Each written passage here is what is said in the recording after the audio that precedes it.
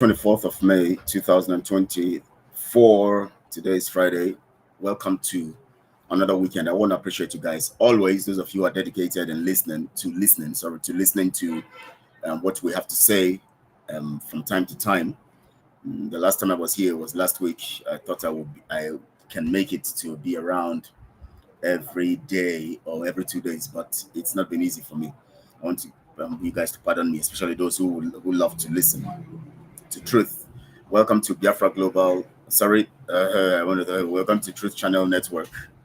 It's a very, very important station for the dissemination of truth, the reality place of truth and transparency. Some of you don't understand what it means to be truthful and transparent. You just think that when you say being truthful and transparent or transparency and accountability group, you are talking about quarrels, fighting, reacting, opposing and all of that.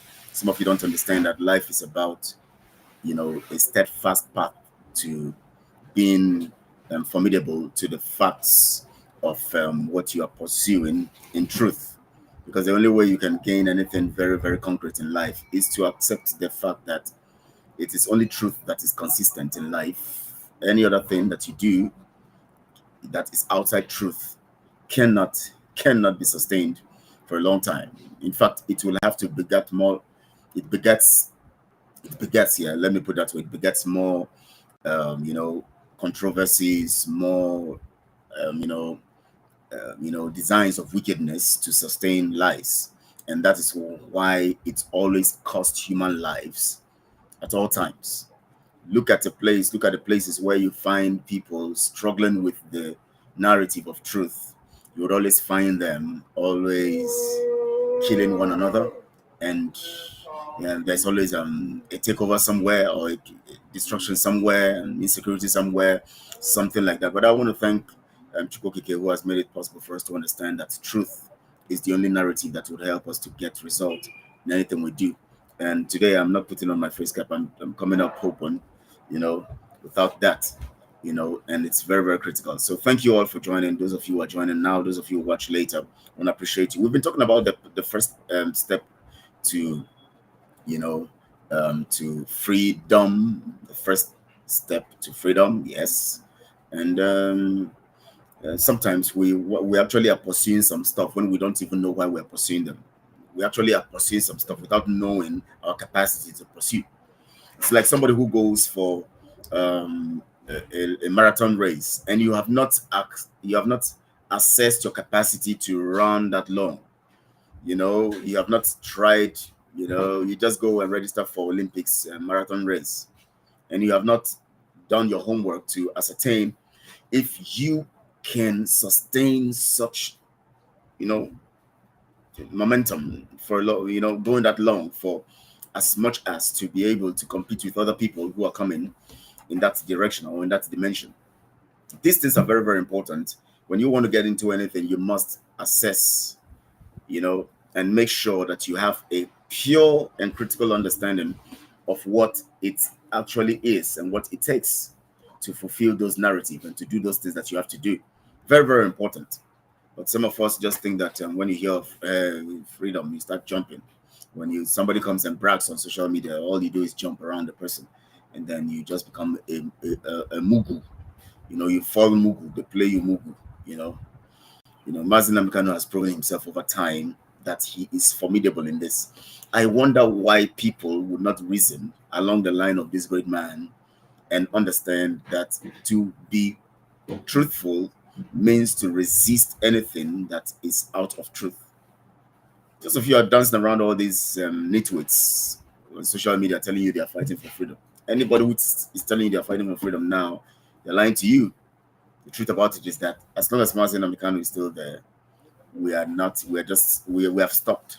We are waiting for him to come out. Nobody is doing anything concrete now. As I talk to you, nobody, mark my words, the next years to come, the next months to come, you got to understand it. You got to know that, yes, we speak the truth and nothing but the truth. Nobody else. Forget about all these shenanigans, all this hooliganism, on social media, people fronting themselves as fighting for you and to making speaking tough and all of that. Some of you think that freedom fighting is about speaking tough and talking tough and coming and then and then showing some people who are holding guns in the bush, and then that's not what it is. It is strategic. It is more strategic. In fact, the strategy is what explains the formidability of those ones you see displaying some stuff. And it's not about show. How many how many times do you see people like how many times do you see, let me not use terrorists, because they are not important. Okay. The truth about it is that I don't want to give examples using terrorists because I cannot recommend what they're doing by but what I want to bring out from what they do is that when you see them do what they do what they do, and then they show the answer, they show the result. That's just factual about the whole thing. Now I want you all to understand this. It is important for me to keep telling you this, that for us to change the narrative, we must change tactics. As I am talking to you right now, I've said it. Nobody that is fronting anything freedom now is doing anything for you. It is only Mazen Amikano that is. And if you can look at the precedents coming from Mazen Amikano and looking at his lifestyle and everything, if you cannot understand how to follow the path of truth and understand how to understand who is truly on the path of truth, then you are just as, what do I call you now?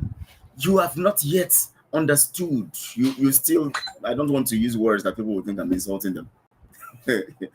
The truth here is, if you look at the life of Mazen Namdekano now, and you have not gotten the principles or understood the principles of what freedom fighting is, and you are still following all these nitwits around social media telling you are fighting freedom for you, for on your behalf, for you, and playing you mugu, collecting your money every Saturday and other things, and other people, every one of them. You see, the issue of our freedom fighting as Biafrans is on the pause. Nobody's moving forward right now as I'm talking to you, because all of them and none of them are doing anything for you. So stop allowing yourself to be manipulated, to be your money is collected from you. You are just, I don't know. You see, I decided to come out very open today, so that you can see my face very well. For those of you who think that we are hiding, we're not hiding. We don't hide from truth. We go on strongly and we do what we do, and we show ourselves that we're strong, because we're ambassadors to humanity, and we come to speak the truth at all times and nothing but the truth. That's what we've come to do. So when you see us talking this way, we're talking from the point of effectiveness and knowledge, not just coming on. No true person right now, only Mazen Namdekano, and that is what we're waiting for. And the world knows it. The people know it. The zoo know it. Their agents know it, and all of them, they know it. Anyways, I'm just going to give you some precepts, some ideas here, that would help you to move on for the day. And basically, we were looking at the steps to freedom. And when we talk about freedom, we're talking about ourselves being on the path of fulfilling our life dreams, our life expectation, and all of that, pursuing everything that has to do with your purpose in life and achieving them.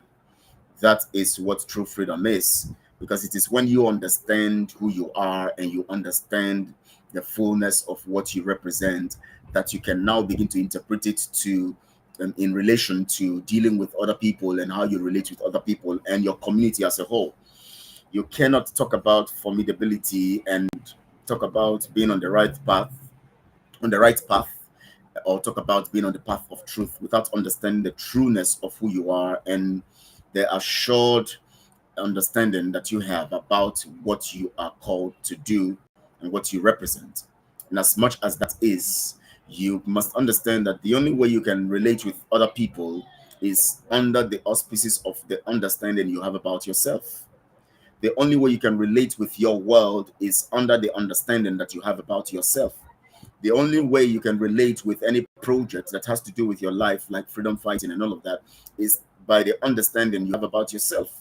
And the understanding you have about yourself is important because you must fundamentally understand principles to determine how you operate in your world. And principles are governing factors for delivery or actions to deliver. principles are governing factors for actions to deliver. Because if you want to achieve anything in life, just like God has set principles for day and night, for humanity, for nature, and all of that, all these principles make things consistently operational without any fault in nature. That is why today the earth is still, rotating on its axis. The stars, the sun, everything, the galaxies, the planets, the our Milky Way, and other planets around their suns and all of that, zillions of them, sextillions of them, so many of them, you know, all of them are still in accordance to natural precepts. You know why? Because there is a governing principle that have been ordained in the archives of eternity that keeps that keep these things in consonance with what nature has designed. So you must understand this is also crucial and important to your life, because you must know that nature has a way of preparing its products. That means everything that has to do with natural operations, including humanity, even if we are spiritual, because we have the spiritual factor that is projected into the natural, which we are. That is why this body will die. When we die, this body gets to the ground and all of that, because this body brings us to the natural realm, and the natural realm is not the purpose. Get this right. The natural realm we find ourselves is not the purpose. The natural realm is meant to utilize the gifting that comes from the spiritual so that we can impact the natural, and which means that what determines what we have to do and where we are going is the spiritual. So if we have an understanding of the spiritual, we can now transmute it or transmogrify the process to fit into our world. You cannot interpret your spiritual ordained program for life if you don't understand. You can't interpret your spiritual ordained program for life in the natural if you don't understand that spiritual side of you.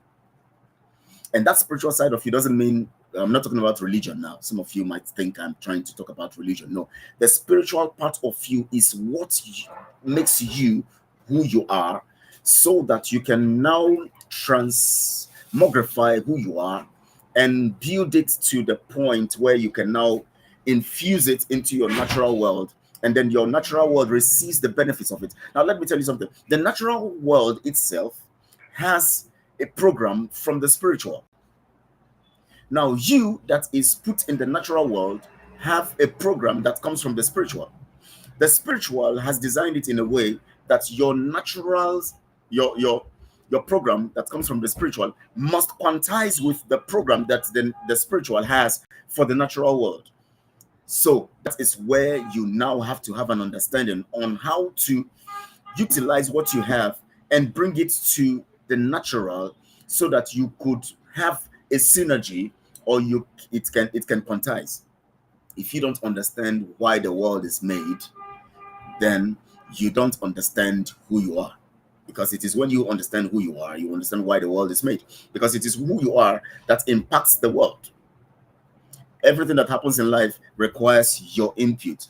The reason why you are not born in the days of Abraham and Isaac, Jacob, and all of that is because you are not needed then. If you were needed then, God would have put you in that position at that point in time. God brings you into this generation. God didn't bring you into the generation of your grandfather or your father because he feels that you would be more useful here. And so he brings you here at this particular time, and then he gives you everything it takes to be able to sustain and change the narrative now in the present current situation that we have found ourselves. So even in your family, even in your business, even in everything you do, it is meant to be utilized as a means of changing the narrative along the line of your family. What your grandfather couldn't achieve, what your great grandfather couldn't achieve, what people couldn't achieve in your time, God puts the facilities into you that will help you change the narrative. And then God gives you the wisdom and reaches out to you to understand these things. And of course, God also reaches out to you to be able to hear things like what I'm saying now, to challenge you to face your world and achieve success. Now, let me talk about this first before I go to talking about nation, because nation building is, see, any place where guns guns and bullets become the determinant factor for their existence, they would continue to thrive. Not thrive, they don't thrive anyways. They will continue to be faced with the challenge of guns and bullets. But anywhere intellectual capacity is able to build that society, the people become formidable and that society becomes free of crime and criminality. In fact, that society becomes sustainable for a long time. But any society that comes together with a look at what is happening in Sudan now. How many of you are hearing the stories, that the things that are happening in Sudan? The people there don't understand who they are. Look at a nation with resources, Sudan. Look at Democratic Republic of Congo. Just recently, was it recently? A coup. There was an attempted coup. You know why? There is something wrong with the fundamentals or the foundations of all of this whole thing. Now, look at Sudan now. The genocide going on right now against a particular tribe, because that tribe supports the government and the RSF are killing those people, is unprecedented. So much is going on because the people within those societies have not come to understand who they are. And so, in the long run or over time, they supported a group of people who have come to tell them that they are going to fight for them to get freedom or to do this and all of that. Because they don't understand who they are, they feel that anybody who comes and takes gun and begin to talk tough is somebody that they can follow. And then they follow, and those people now tell them, oh, we have helped you to sustain our nation. We are now taking over power. And they come into power, they start brutalizing the people. Another group comes up and challenges those people. And then there's this confusion. And it continues like that, like that, like that, like that. It becomes a cycle. It just goes on like that, like that. But if we have a system where where every one of us have come to understand why we are here first on earth, and then understanding why we are here first on earth gives us a perspective on how we can synergize using everything that we have as a people and look straight to our future and tell ourselves this is what we want for our future. Now, let me tell you something. The enemies, the colonial masters and all of that, know that once we are able to be united as a people, first by understanding who we are and why we are doing what we are doing, they understand that that synergy of knowledge, of purpose, makes it difficult for them to penetrate us. You understand that? Now, I was listening to a particular documentary on Israel, and something struck me. I was listening to it. Of course, God gives the promise to Israel that the nation of Israel belongs to Israel, right? God has already said it, and God said that land is for Israel. Yeah, we understand that, we believe that, and we are working in that line. We actually know that Israel has a right to succeed and has a right to exist. We understand all of that because that is what God has designed. In Scripture, God says that land is theirs. In Scripture, there is no place in that their land for Palestine. That's the truth. That's the truth. That is the truth. But the truth here is also that you must come to understand that in the midst of all of this stuff, Israel will still gain the total control of that land. That is what the Scripture says. But yet, we have a situation right now where they are struggling with those who came into it and call themselves Palestinians, which Britain facilitated, years back. They facilitated it. They called them Palestinians, and now they have now created a problem that is threatening the peace of Israel, right? But God have said that that land belonged to Israel, and God have said that in the end they're going to get that land. And I was telling some people, I said that land will not be gotten until the Messiah comes. They will be able to get peace in that region. That region cannot find peace because by scriptural standards, it will continue to have this kind of situation until the Messiah comes to rescue the whole thing and sets everything aright. That is what Scripture says, and we believe it. Now, if it's not true, then all this while there would have been peace. But now look at it. I was listening to a particular documentary or a particular brief narrative of, it's not a documentary, a brief interview of about two people, two different kinds of people, and two different people at different times. They were not interviewed at the same time. I was just listening to them, and they were trying to say something critical. The two of them had the same thoughts, process, and they said the same thing.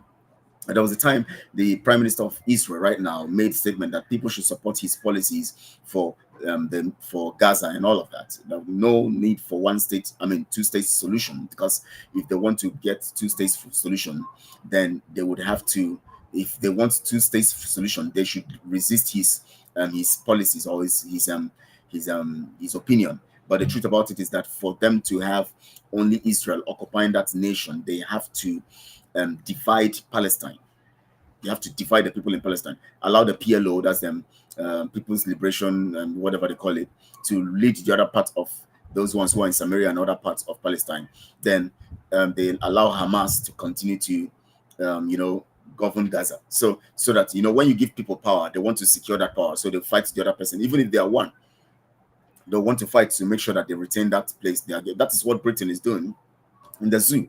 What they do is this: they create states. They keep creating states, cutting the people, and little by little. Look at what they did in Jafferland. How did they do it? They just come and call these ones Niger Delta. They call these ones Delta states. They call this one Bayelsa. They call this one Port Rivers. They call these ones Calabar. They call these ones. They began to give people dividing them and then controlling them by their own people. Those they have designed to become their colonial proxy and leaders on their behalf. You know what it means by proxy? That means they are ruling on behalf of the colonial masters. Formerly we had tribes, all of that thriving. Everybody was thriving because every community has its own system. They were not threatened by the other because they believe they are together. The Igbo nation had its own, way of operation. The democratic system, or the what do we call it?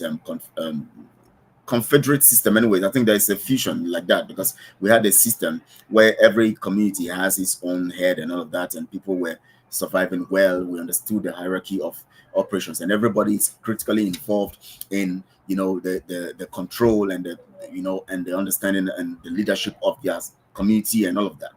But when when the colonial masters now came and designed a kind of system that gives a kind of very critical and important, in quotes, important narrative to governance, which means that the government now controls the resources. They can take anything they want. They can do anything they want. They can amass wealth.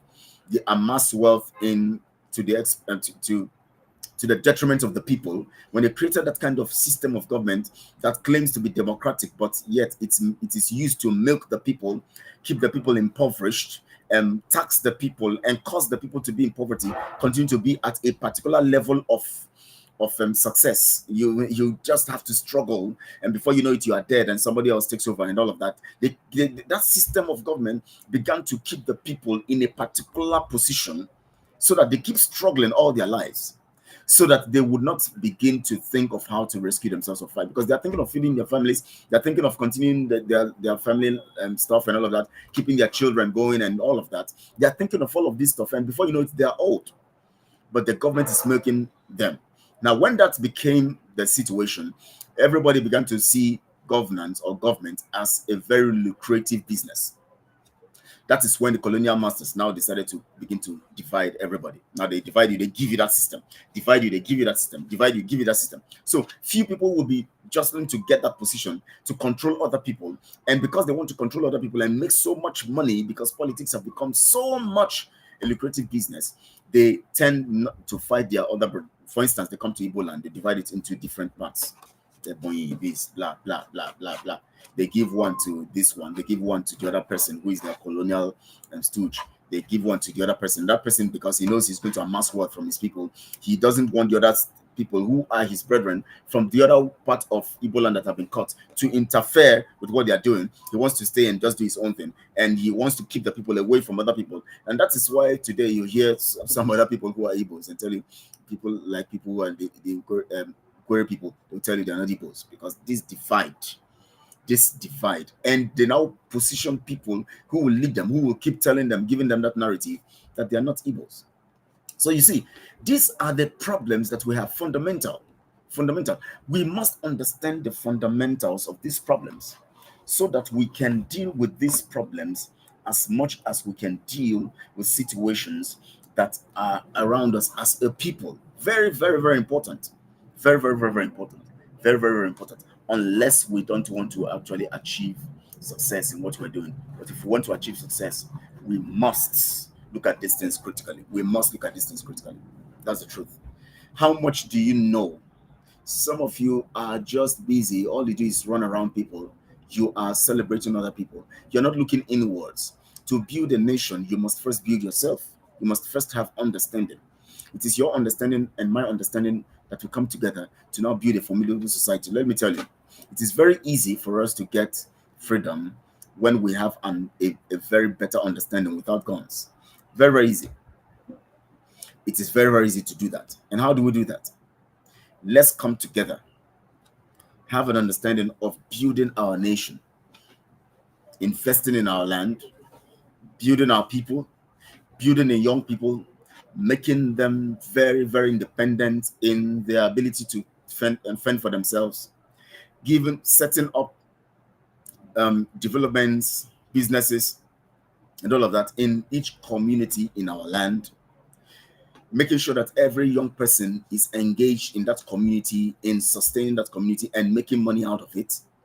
And each person in that community is so much, very, very comfortable that they see anything that threatens their community as a threat to their livelihood and to the sustenance of their families and what comes. When we begin to look inwards in each community in Biafra land, we begin now to invest. It's very strategic. It's a very strategic ability, very strategic ability to get what we want to get, whatever we call it, whether we want to call it freedom or whatever you want to call it. We will see the colonial masters and the enemies will remove their hands naturally when they see the formidability, the synergy, the togetherness, the approach to what we're doing. They will remove their hands. Down, sorry, please. One moment.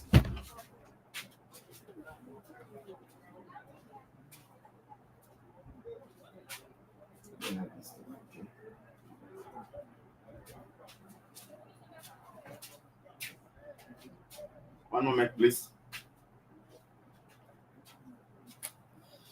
Yeah, they would remove it because nobody can fight a united army, a united people. I'm talking about people now, as army.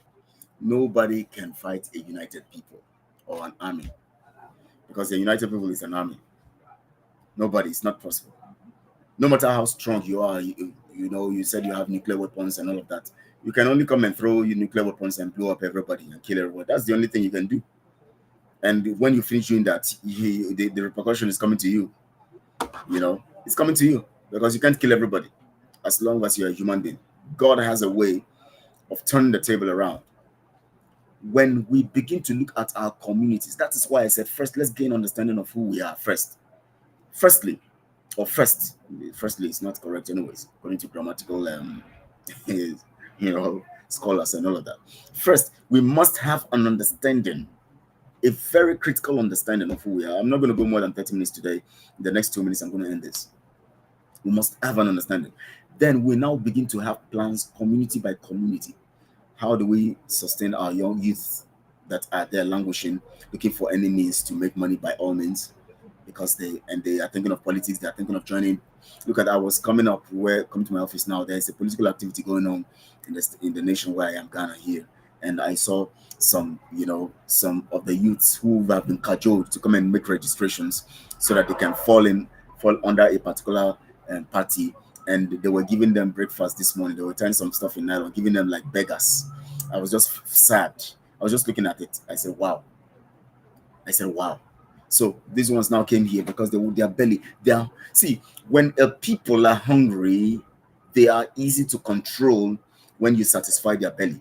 That is why the colonial masters are dealing with it. They want everybody to be poor.